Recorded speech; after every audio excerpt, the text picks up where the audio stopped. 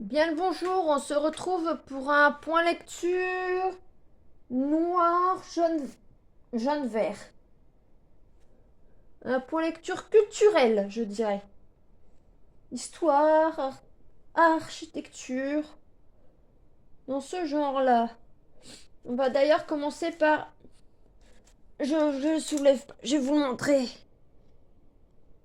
Histoire de France pour les nuls. De Jean-Joseph Julot. C'est un gros bébé, comme vous voyez. Hein. Hop, voilà. Il fait 768 pages. Alors, on a une introduction où on nous présente la constitution du livre. Enfin, ils se présentent tous dans ce genre-là, si vous voulez. Détaillé comme ça. Vous avez tout, comment... Pendant une dizaine de pages, vous avez ce genre de choses. Après, vous avez des remerciements.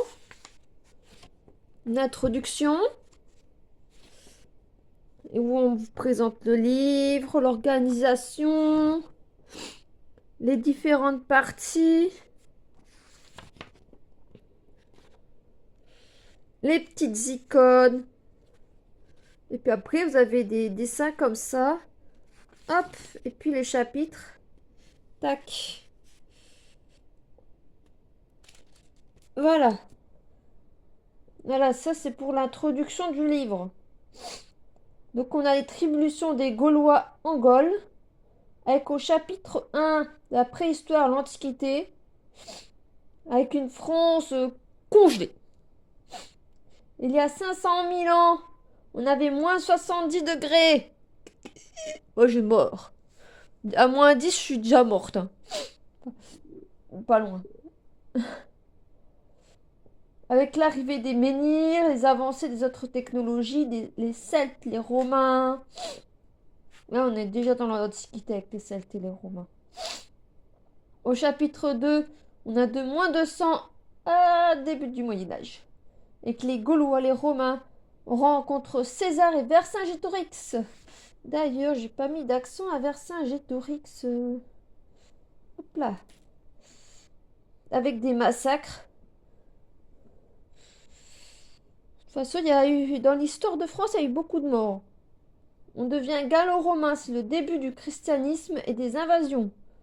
Comme de tout temps, non? Ah, ensuite, le Moyen-Âge s'étend de 476 à 1453. À peu près, ça différencie selon les historiens de quelques dizaines d'années. On a l'origine de la loi salique, l'arrivée de Clovis, les origines de la France d'aujourd'hui.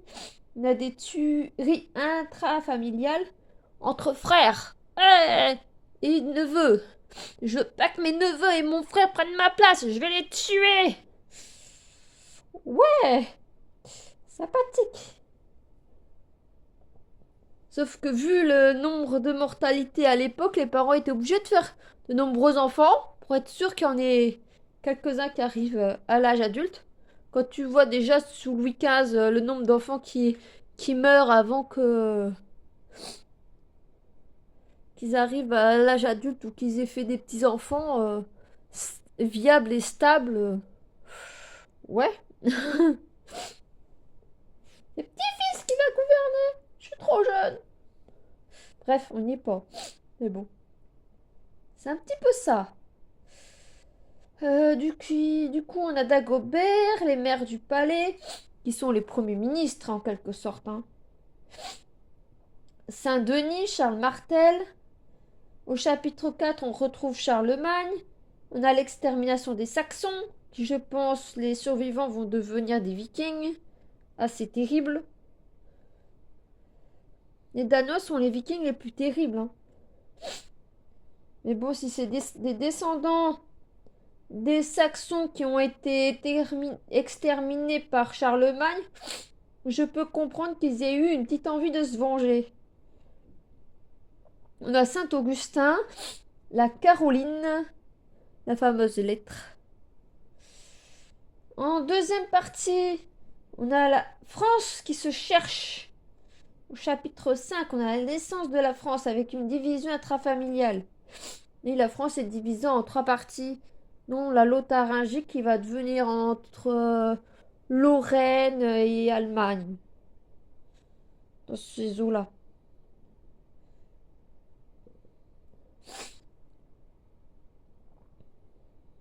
Vikings, sédentarité, chevalerie, vassal, monastère, architecture, naissance du français. Ensuite, on a les croisades, 8. Et des massacres. Et oui, on massacre encore. On s'entretue. On aime bien s'entretuer, les Français. C'est notre petite spécialité. Il n'y a pas que les Français, mais bon. Voilà. Ensuite, on continue les massacres avec les Cathares, l'Inquisition, le début de l'antisémitisme, la Sorbonne, les Anglais. Et avec les Anglais aussi, on va avoir des massacres, hein. La guerre de 100 ans. Bah tiens, ça arrive. Allez, la peste noire en même temps. Ce reste la fin du monde. Mon Dieu, on va tous mourir. Construction de la Bastille. Avant qu'elle soit détruite quelques centaines d'années après. 500, 400, ouais, quelque chose comme ça. Charles V et ses livres. C'est un roi érudit. La schizophrénie de Charles VI. Le schisme d'Occident, la guerre civile. Ensuite, on a la reconstruction de la France avec Jeanne d'Arc, qui va finir à Rouen, sa petite vie. Et les produits de beauté, pas toujours très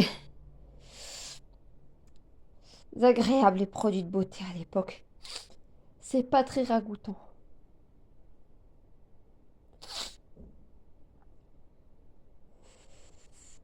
Les produits de beauté, les impôts, la modernité, l'Italie, la Bretagne, l'amour, la haine. Ah oui, l'histoire de France, c'est l'histoire de gens comme vous et moi, mais qui ont parfois des titres sur la tête, quoi. Les rois, c'est des gens plus ou moins normaux, sauf qu'ils se la pètent un peu parce qu'ils sont rois et qui se croient au-dessus du peuple.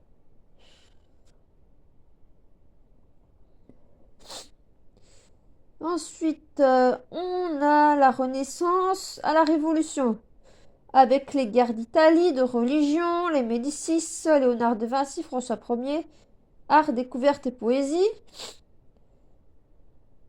Est-ce qu'on a la paix? Eh ben non, parce qu'après, avec la Madame de Médicis, on va avoir à nouveau les guerres de religion. Il faudra attendre la fin la deuxième partie du règne d'Henri IV pour avoir un peu de paix et de stabilité politique. Après, on va avoir à nouveau la guerre avec Louis XIV, l'autoritarisme. Mais bon, quand t'as vécu sous la fronde, c'est un peu normal. Mais t'es un peu possessif et jaloux. Parce que Fouquet, quand t'as Colbert qui faisait pareil et les autres, les anciens aussi, c'est Fouquet qui a tout pris sur sa tête. Pas avoir une idée trop grande hein, dans la vie. Hein. Ensuite, justice politique existait déjà avec Fouquet. Louis XV à Louis XVI, plus un régent. Et on a les Lumières. Youpi. Oui, parce que dans l'histoire de France, on a aussi la littérature, les arts et compagnie. Hein. Ça donne une bonne base pour l'histoire de France, mais après, je vous dirais il faut approfondir. Ça te donne une base générale, mais après, il faut chercher plus loin. Mais je pense qu'au lycée, ça donne des bases, mais qu'après, il faut fouiner un petit peu. On peut lire ça et s'en contenter si vous voulez. Ça donne une base de culture générale. Mais après, il y a des thèmes qu'on peut fouiner pour approfondir par rapport à ce qui nous intéresse le plus. Mais c'est une collection que j'aime bien, les éditions First. Vous allez voir, il y en a 3. Il y en a 3 dans cette sélection. Et j'en ai plein dans notre bibliothèque là-bas. Donc voilà, on continue dans les mêmes thèmes jusqu'à Mitterrand.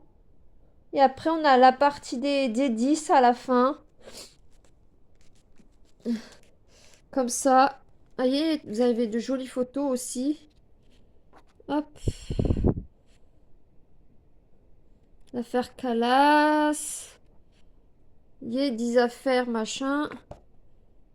Oh, on va un peu trop loin. Ah, ça tient pas. C'est trop gros.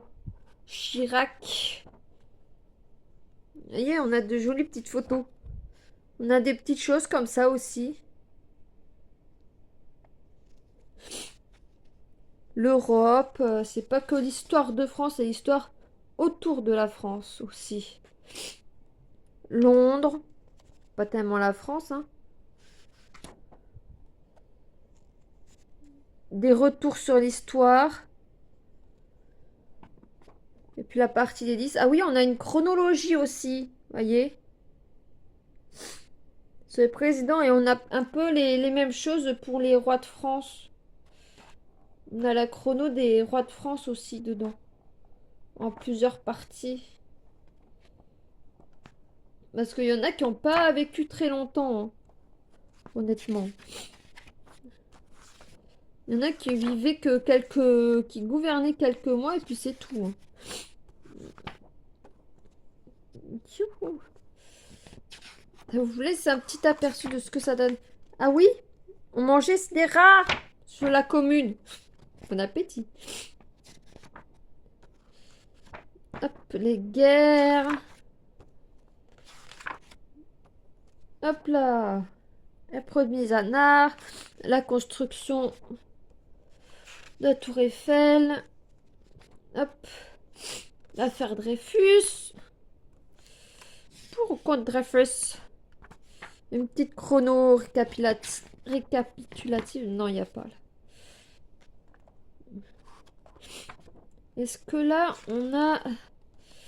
Je vais pas faire ça pendant 10 ans, hein. Non.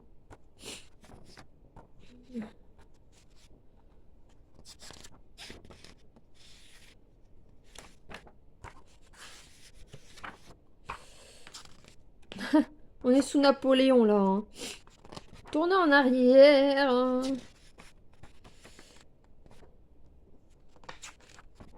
Je vous laisse lire, hein. Une carte d'Europe sous Napoléon.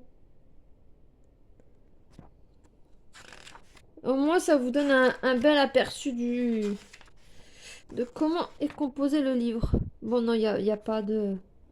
Il n'y a pas de chrono, là. Ah, les rois, c'est pas grave. Mais je l'ai noté pour mes vidéos sur la philosophie, pour que je puisse vous situer les philosophes par rapport aux rois de France et à l'époque que c'était. Ce soit plus facile à situer.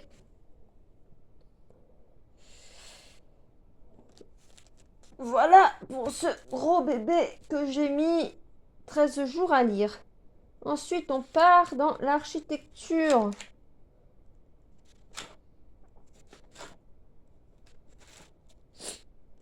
Et un chat. Bébé, tu dis bonjour à la caméra?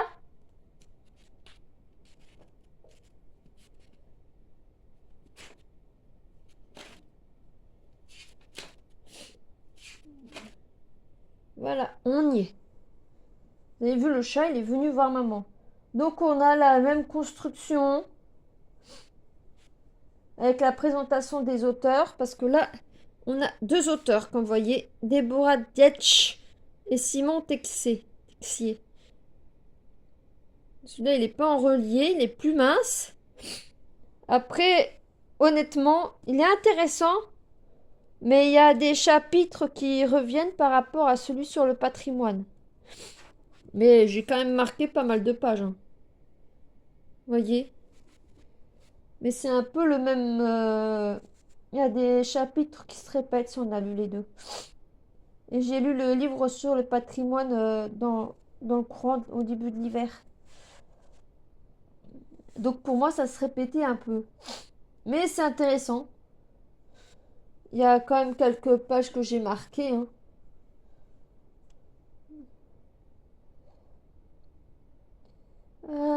Première partie, connaître et apprécier l'architecture. Chaque édifice est un symbole d'une époque. On a les caractéristiques de l'architecture, solidité, utilité, beauté. On a des notions de géométrie avec proportion et Leonardo de Vinci. Gut, son, lumière. Apprentissage du vocabulaire avec style, époque. Voilà. Voyez. Sympa, hein, l'église, hein. Vous voyez, il y a du vocabulaire. C'est ce que j'aime bien dans ce genre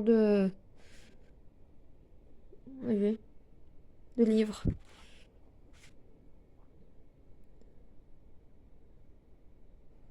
C'est ce genre de choses que j'aime bien quand il y a du vocabulaire dedans. Ça me permet d'en apprendre. Non, je ne compte pas devenir architecte. Sinon pour moi. Même. Non, c'est un métier être architecte, hein. C'est pas parce qu'on lit des livres sur le sujet qu'on devient un architecte, hein. Faut être excellent en géométrie, hein. Et s'y connaître dans tout ce qui est maçonnerie et compagnie aussi.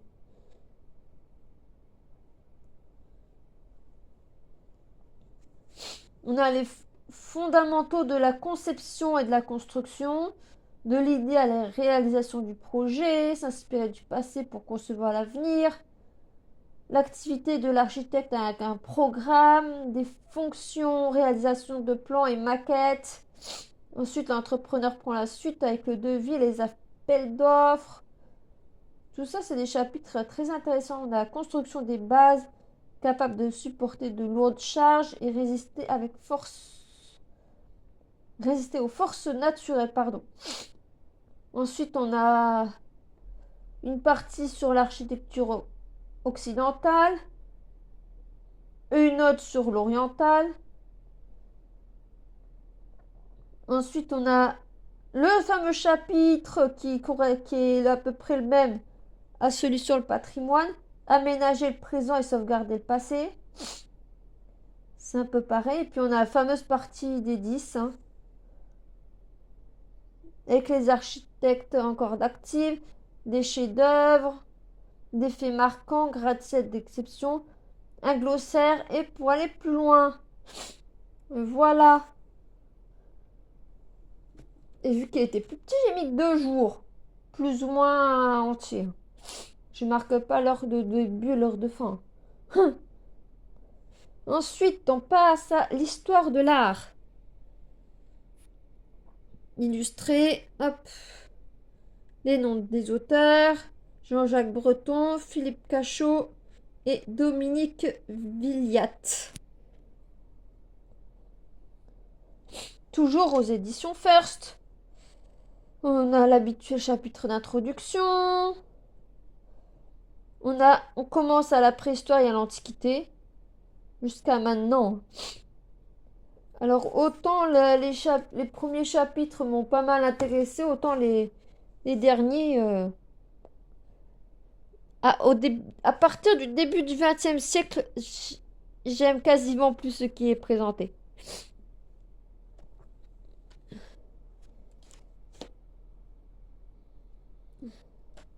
En France, j'entends.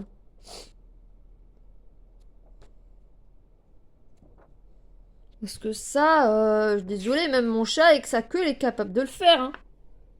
Ça,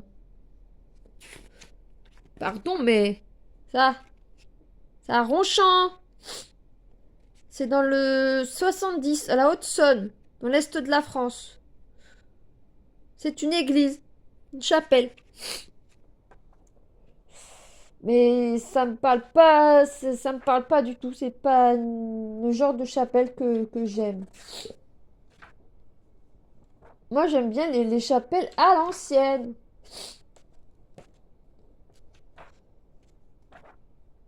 Les vieilles chapelles. Ça, là. Ce genre d'église-là, moi. Bah, c'est une cathédrale, mais bon. Niveau architecture, c'est ce genre-là, quoi. Les cathédrales gothiques, ça. Ça, c'est beau. Il y a le travail de l'architecte et des artisans derrière, les ouvriers qui ont travaillé dessus. Voilà. Donc la Renaissance entre gothique et classique avec Léonard de Vinci, naissance de la gravure. Ensuite, troisième partie, c'est la présentation des baroques, italien, français, espagnol et du Nord.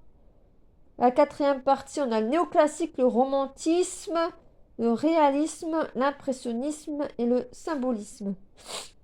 D'ailleurs, le courant impressionnisme met vachement en valeur les femmes, hein. Même si au XVIIIe siècle, on a eu pas mal de pastellistes de talent, comme Elisabeth Vigée-Lebrun.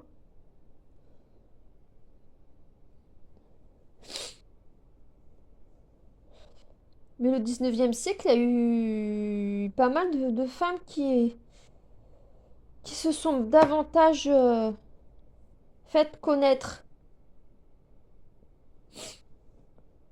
Rosa Bonheur et compagnie. Les femmes n'ont pas toujours été invisibilisées, hein. Donc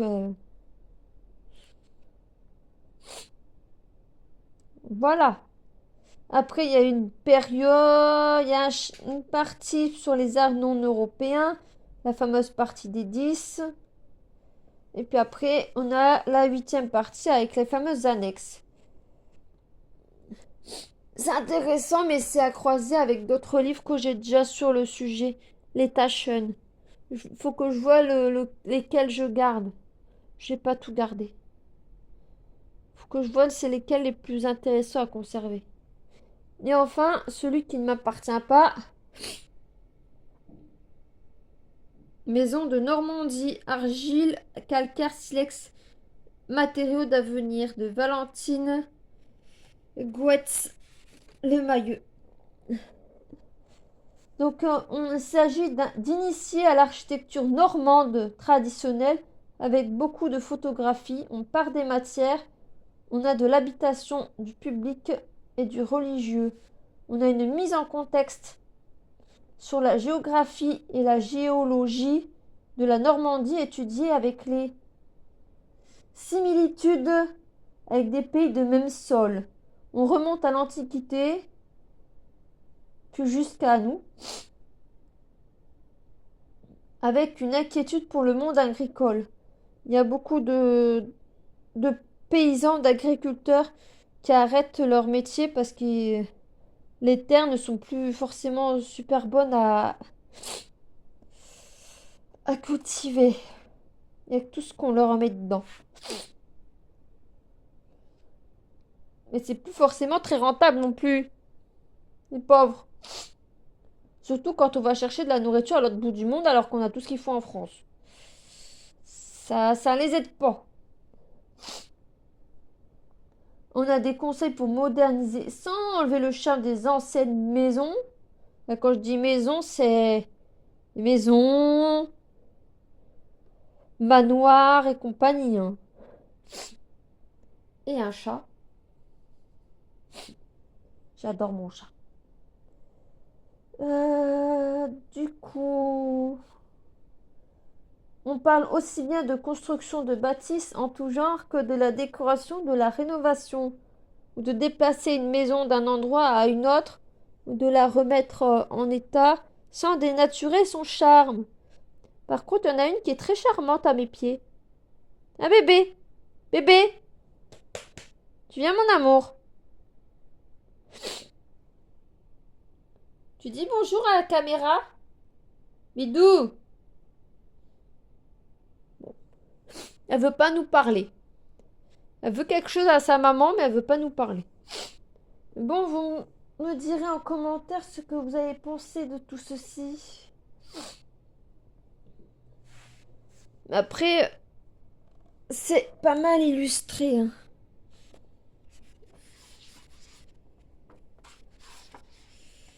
Voyez?